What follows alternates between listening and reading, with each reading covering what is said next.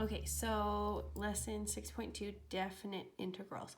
So as I said yesterday during our little review session, we were talking about how an integral is basically the opposite of a derivative. And you'll see that more and more, but that's generally the idea. So if we want to go from f prime back to f, we're doing what we call an integral. So there's definite integrals and indefinite integrals. So if we think about the relationship between position, this got so messy, position, velocity, and area. Going from position to velocity would be a derivative. Going from velocity to acceleration would be another derivative. So this would be like the second derivative to go from position to acceleration. An integral is basically the opposite. So if we're going from the velocity to the position, we're doing the integral. And so from Physics 20 and some of the examples that we've done the last couple of days, if we do the area underneath a velocity time graph, we get the position that we've traveled in that time.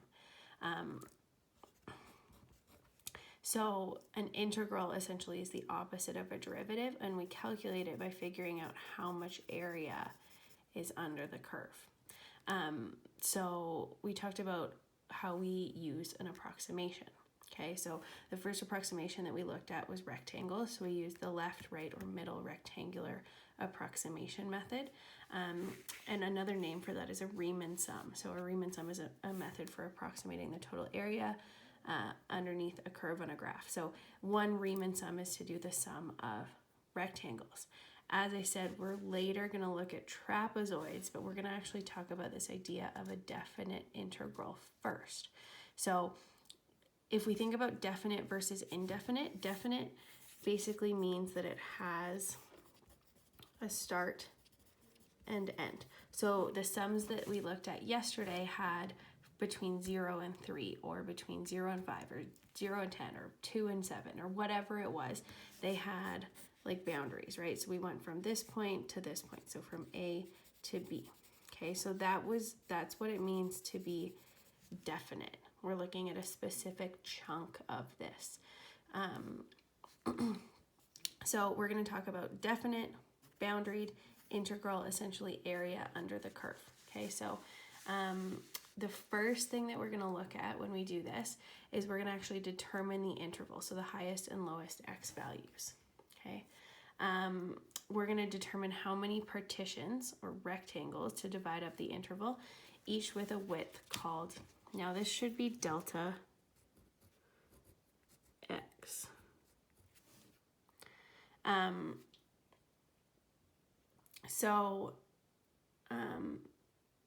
Some of these are very blurry, and I apologize. I'm going to clarify what they are. So if we call that width delta x, so let's just draw it here. There's our change in our x coordinate. Okay, any one of these intervals is noted using CK. So here would be like C1, C2, C3, C4. Now you realize that this one specifically is trapezoid. So see how that's like a much closer approximation than what's above it. I know this is trapezoids instead of rectangles, but same sort of deal. So here's our first rectangle or trapezoid, second, third, fourth. Okay. Then we're going to determine the height of each rectangle using the function f that you're given.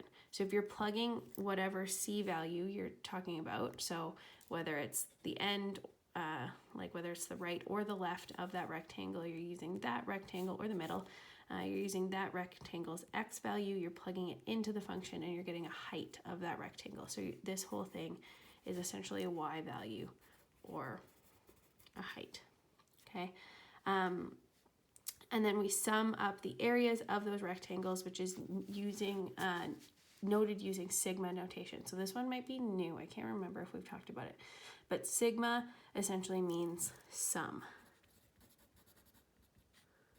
Okay, so sigma is a Greek letter. And I'm just going to draw what this says underneath it. So this is, or I guess we'll do it to the right.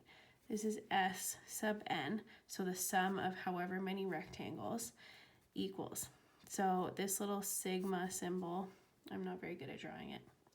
We start, so this little subscript says k equals 1, okay?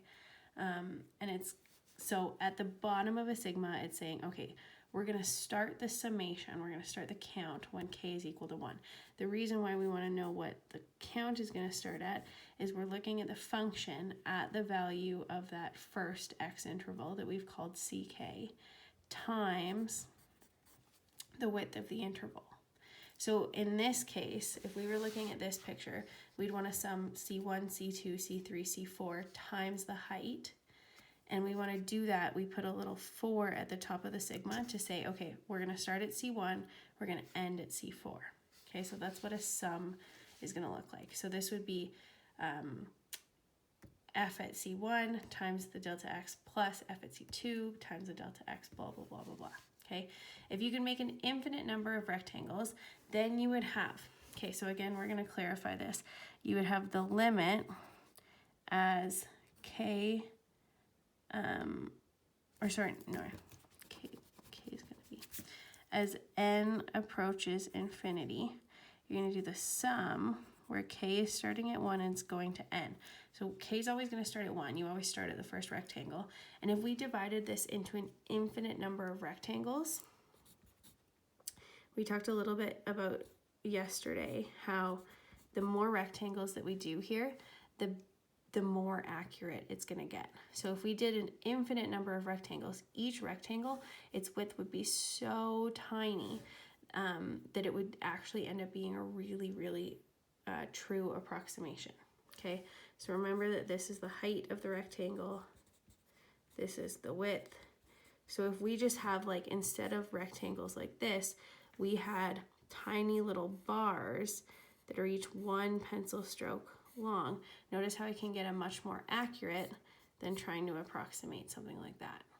Okay, so the skinnier we get those rectangles, the more accurate we get. If we do a limit and we do an infinite number of rectangles, then we're going to get the absolute exact area under that curve.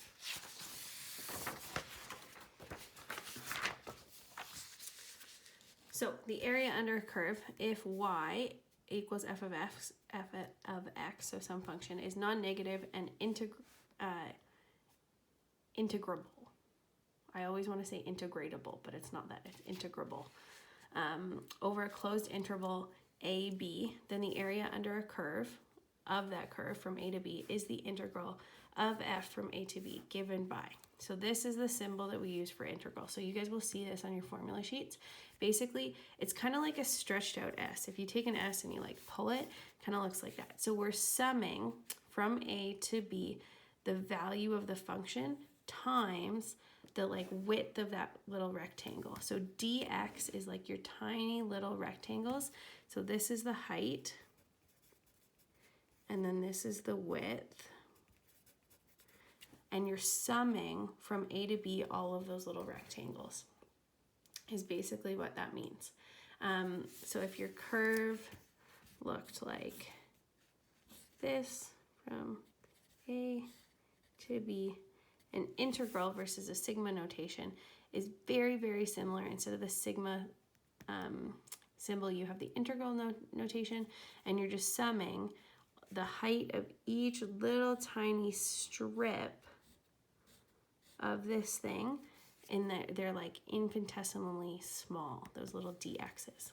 Okay, if a curve is below the x-axis, then the area is noted by a negative from a to b. So if you had something like a sine graph, so now this would be a positive area, this would be a negative area. So the actual integral from 0 to 2 pi, because this is 0, pi, 2 pi, if we think about the period of a normal sine graph, of sine x, add up the little chunks of sine x, this would actually be 0, because the positive area would cancel out the negative area. Okay, so there's a little bit of a look ahead. So if it's negative, we interpret the area as a negative if it's below that x-axis. Okay, so the area under that curve, this definite integral is still the sum of a ton of little rectangles, but now we've just hit that limit. We've done tiny, tiny little bits times the height at that spot, okay? So examples, express each limit as a definite integral. So this is k equals 1 to n. This is n approaches infinity. Ck squared times delta x. And then our boundaries are 0 to 2.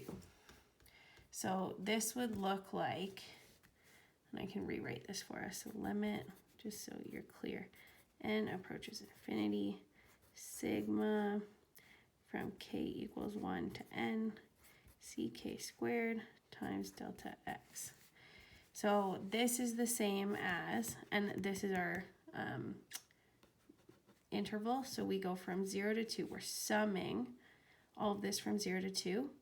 Our function, notice how we have ck squared here. So that is our function. So instead of a ck, we're just going to use x. We're taking a value of x and we're squaring it for every single little infinitesimally small bit. Okay, so the dx means we're taking the tiny littlest widths that we can, like so close that I can't even see the space in between my fingers. And then we're looking at the y value. So the y value at each of those tiny little segments. Okay. This one would be n approaching is infinity. So the limit as n goes to infinity, k minus 1 to n of 1 minus c k, and then delta x. So this one would be, if we're talking about the sum, this time we're going from 2 to 3, okay, of 1 over 1 minus. So ck, this is where we put our, this should be a k equals 1. This is where we put our x value, right? Ck is our actual value of x, right? Which number rectangle we're on. So that's just our x value as we move farther along that x-axis. Okay, and then there's that width of that rectangle. Okay, so basically, I think an integral is an easier way to do it. So here's your y coordinate, and this is your little tiny baby bit of x. And you're summing all of that. So we're going to do some examples. We're going to look at this with easy areas, and you guys will hopefully see what this little thing means, okay? So the sum from -2 to 3 of 4 dx. So our function is y equals 4, and then we're summing the little tiny bits of the rectangles. So our function, if we draw this out, x-axis, y-axis, here's y equals 4. So our function would look like that. If this is -2 to 3, the area that we're trying to sum up is all of this. And we're doing that by taking tiny little slivers and multiplying the height by that tiny little width. So basically it's like if I had the super finest tip pencil and colored it all in, but like that. So in this case, the area would be, if this is at y equals 4, our dimension across the bottom is 1, 2, 3, 4, 5, right? So this would just be 4 times 5. So we'd get 20 units squared. Okay, so the integral of 4 dx from -2 to 3 is the area. It's 20. So we could say -2 to 3, 4 d x is equal to 20. Okay, if we go from -3 to 1, and we're integrating 2 pi over 3, and this time, because this is an angle, and generally if we're talking angles, we're saying theta instead of x, so we'd have the theta axis instead, and then the y axis, right? I guess that would go up here. Okay, so this would just be theta equals 2 pi over 3. So there's our 2 pi over 3.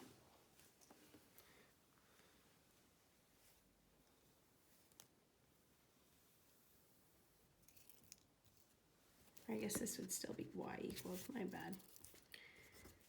And then theta is the thing that is changing, right?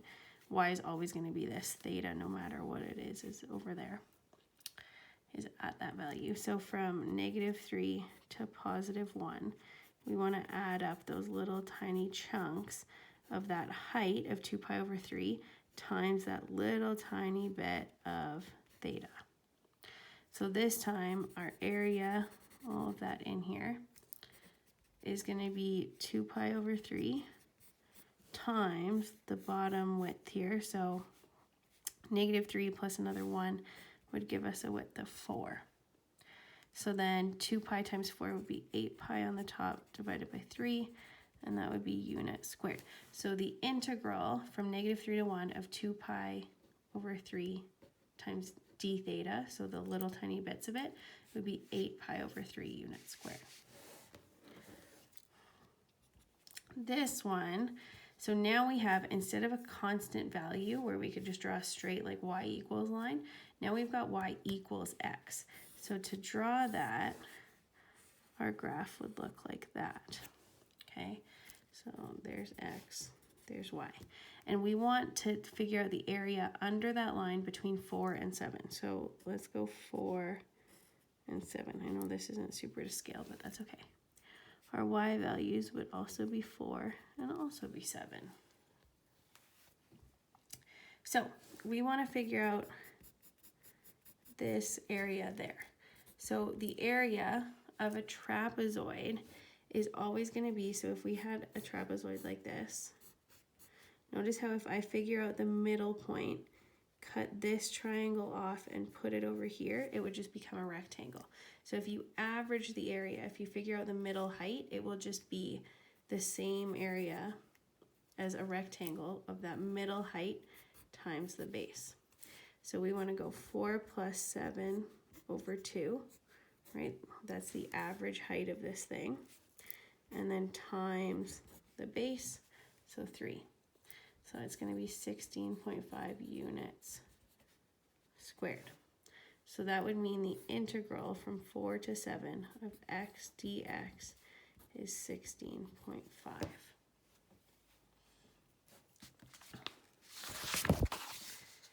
So, a couple more examples. Find the distance traveled by a train moving at 87 miles per hour from 8 a.m. till 11 a.m.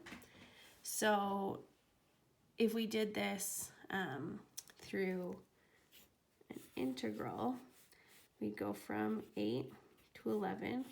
Here's our 87, and that's the area. So we'd go integral from 8 to 11 of 87 times those little tiny bits of x. Okay, how we actually figure that out is we do the area, so it's going to be 87 miles per hour times, that's 3 hours of difference, and so we get 261 miles.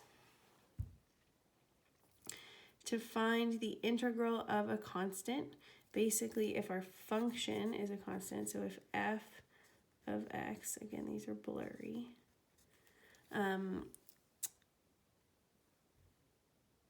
is some constant, if f of x is a constant c, that's going to equal whatever that c is. Okay, so it's the constant times the difference between b and a, right? So the integral, the function is 87, right, times that little splice. We get the integral from 8 to 11 of that constant c times dx. That ends up being 87 times 11 minus 8. That's where we get the 3 from. So that's our kind of general form. Or a and b are the values of x, and c is the value for y. So c is that constant. That's going to create the rectangle. So we'll just draw a bigger version. So 8 1187. There's our rectangle. Okay. More difficult expressions can be solved on our calculators using our nint function. So on our calculators, it's fnint, so the function of integration. And so this is your calculator breaking it up into those tiny little sections of x and multiplying it by the height at that point in between the boundaries that you give it. So if we wanted to evaluate this on our calculators, we'd go 6 plus a 2 under here. Just like it was in derivatives, we can pull a constant out. So we'd go 2 times function integration and enter this. Okay, so we'd enter from the integral from 0 to pi over 3 of sine x dx, actually on our calculator. So I think for you guys, if you go in and you go math and then down to number 9, you are going to get something different. So it's probably going to actually give you the symbol and give you a little box and give you a little box and then give you a box and then D box. Okay, so you're going to have to fill in sine x in here. You're going to have to fill in an x in here and a 0 and a pi over 3. For me, my calculator wants it as the function. So sine x comma, sine x bracket comma. So there's my function, then my D question mark, so in this case x, and then my boundary, so from 0 to pi divided by 3. Okay, so this whole thing is equal to 0.5, so there's 0.5 units square of area underneath sine x from 0 to pi over 3. So then times 2 plus 6, that's going to give us this whole thing. It's going to be equal to 7. Okay. We can also do this if it's got points of discontinuity. We can kind of treat them as separate areas. So we're going to use the area to evaluate the integral, check for areas above and below x-axis. So if we graph x divided by absolute value of x, so we go x divided by math, where's absolute value? I always forget. Number maybe. There we go. Divided by absolute value of x and graph it. Oh, my window's all funny from yesterday. Window, zoom, standard. It looks like that. So we've got a positive x divided by a positive x, we get 1. A positive or a negative x divided by the positive, right? Once it's been absoluted, we get negative 1. So our graph looks like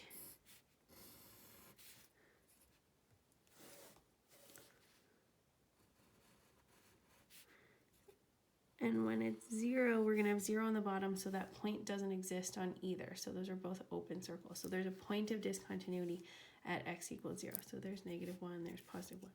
If we want to know the sum between of that graph, so the sum between the graph and the x-axis from negative 3 to positive 2, we're looking at all of this. So we're going to do this as 2 separate sums. So I'm going to go from negative 3 to 0 of x divided by absolute value x dx plus from 0 to 2.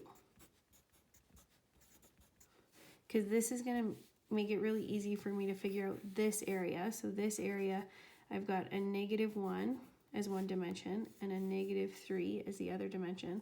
But when we're doing our x dimension, we don't need the negative 3. This is just going to be 3. 3 units times negative 1 unit.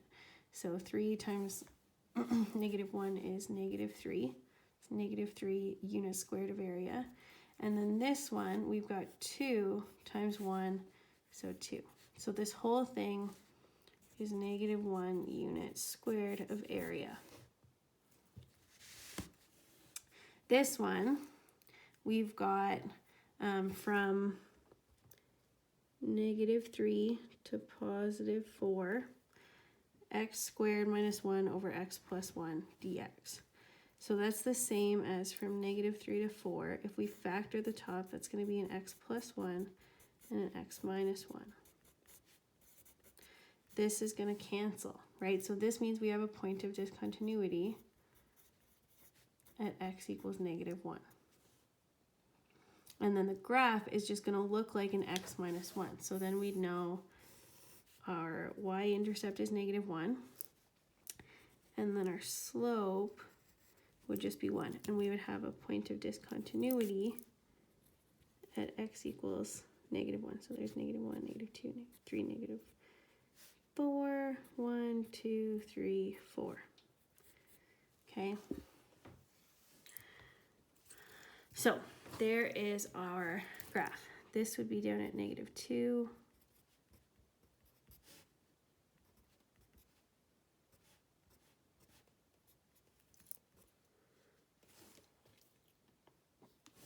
So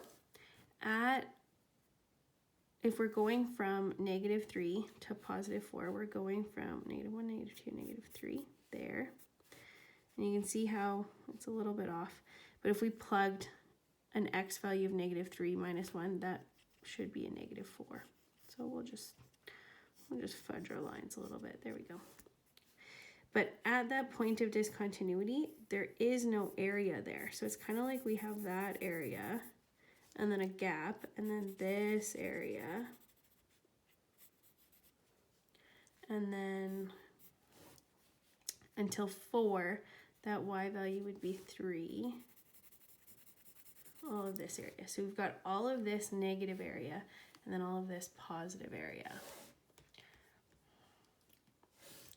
So what I'm going to do is I'm going to separate this into 3 chunks. So I'm going to do the integral from -3 to -1. So from here to here, where that point of discontinuity, that blip in the area is, of x squared minus 1 over x plus 1 dx, plus from -1 to +1, so that's this section here, this triangle, of x squared minus 1 over x plus 1, plus from +1 to +4,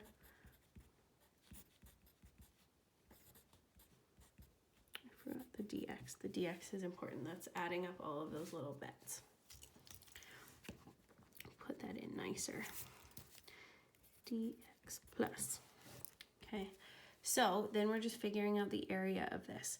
So this guy would be, the width is 2, and then the average height here is going to be -3. And again, my graph isn't super accurate, but -3. And you can always graph this on your calculator and actually get values off of it. Plus, this is just base times height divided by 2, right? This is a triangle. So base is 2, height is -2, and then divide by 2 or multiply by 1/2. And then this part, again, this is just a triangle. So base is 1, 2, 3, height is 3, and then divide by 2.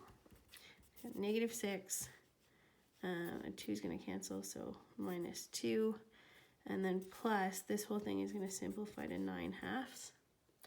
So when we add all that up, convert this to a common denominator, we get, this is -8, so -16/2, so that's going to give us -7/2 units squared. Okay, so basically a definite integral is giving us boundaries and still adding up the area under the curve. We haven't really talked about how to do that without the area, without shapes that we know how to calculate for. Like if I gave you this, you wouldn't be able to do that yet, right? You wouldn't be able to just add up all these shapes because we don't know, like if that's a curve there, we don't know how to do that yet. So we'll get there. But basically a definite integral is just we give ourselves boundaries and we're summing all of those little tiny baby rectangles of that function. Okay, so for practice for today, I have very little room.